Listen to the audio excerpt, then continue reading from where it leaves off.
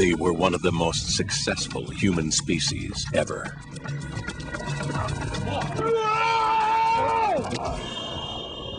Then, 35,000 years ago, they faced the ultimate challenge. The arrival of another human species.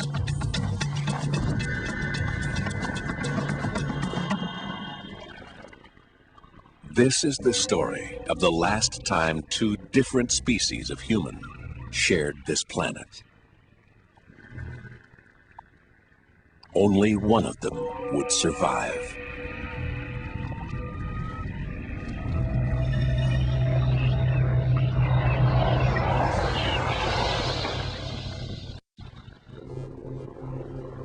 "35,000 years ago, southern France was a cold and unforgiving place to live. 1,000 miles away, an ice sheet grips northern Europe, bringing polar conditions to much of the continent.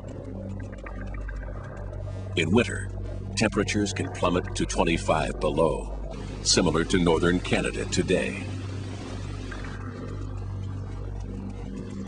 Herds of woolly mammoth roam the windswept grassland. And limestone caves provide shelter for the people of this valley.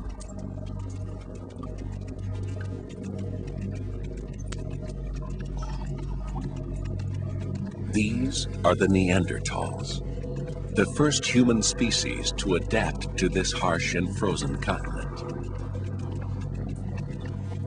Their lives are among the toughest ever endured by human beings, but they are well equipped for survival here. Their small clan places little stress on the environment.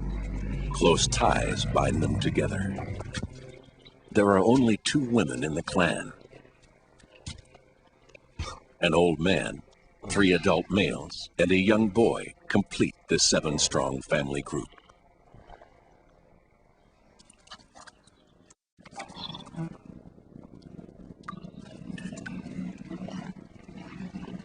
The cave is the center of their world.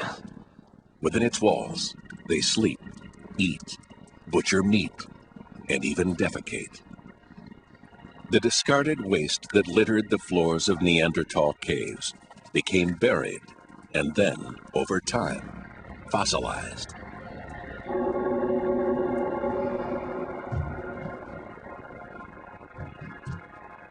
It has become priceless evidence that has revolutionized our vision of the Neanderthals.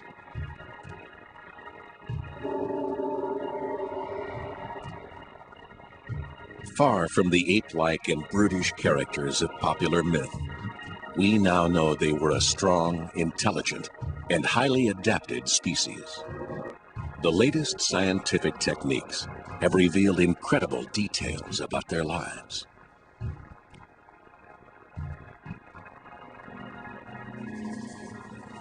Fossilized feces can tell us what they ate.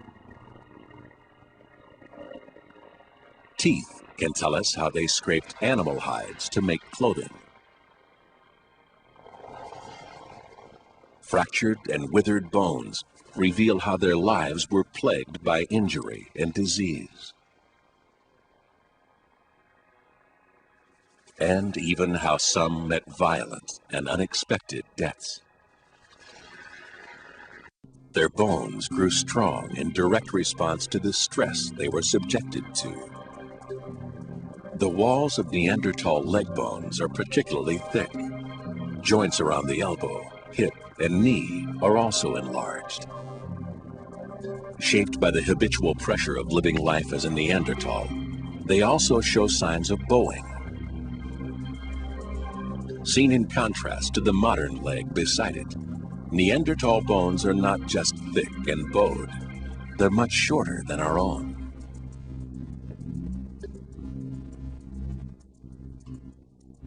Short, heavy bodies reduce the skin's surface area, helping to maintain a high body temperature.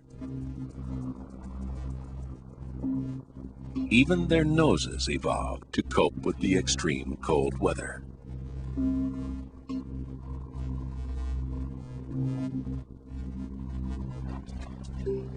Their nasal cavities are larger than our own and contain extra capillaries and mucus to warm and moisturize the air, preventing damage to fragile internal tissue.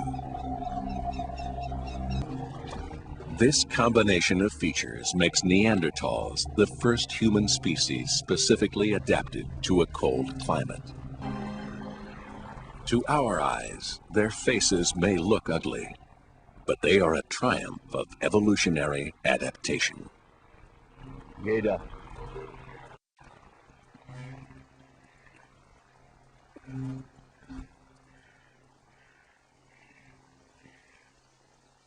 Now the Neanderthals face a threat for which evolution has not prepared them.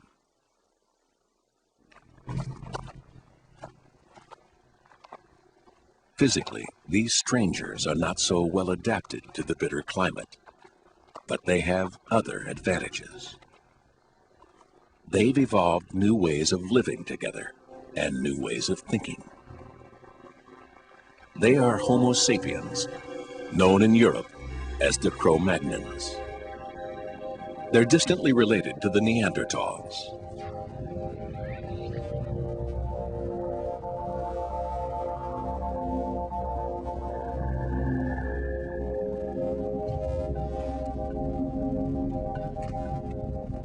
One and a half million years ago, a human species called Homo erectus emerged from Africa into Asia and later into Europe.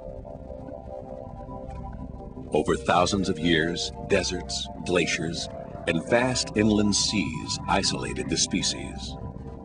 In the cold, harsh conditions of northern Europe, a new cold-adapted species evolved, the Neanderthals. Meanwhile, in subtropical Africa, a warm-adapted species evolved. 100,000 years ago, they expanded as far as the Middle East. 45,000 years ago, the weather turned warmer, opening up a route into Europe. And so, 10,000 years after they set out from the Middle East, the Cro-Magnons arrived in southern France. For now, their numbers are small. This advance party is scouting for new territory. These fertile river valleys in the south of France are perfect, except for one thing. This is the stronghold of the Neanderthals.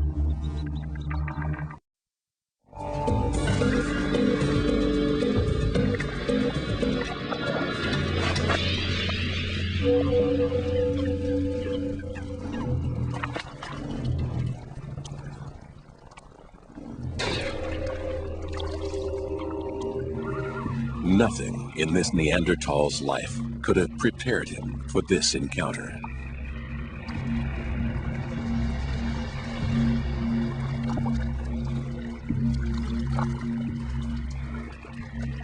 The stranger doesn't just look different. He thinks and acts in ways which are quite alien to a Neanderthal. He is a new species of humanity.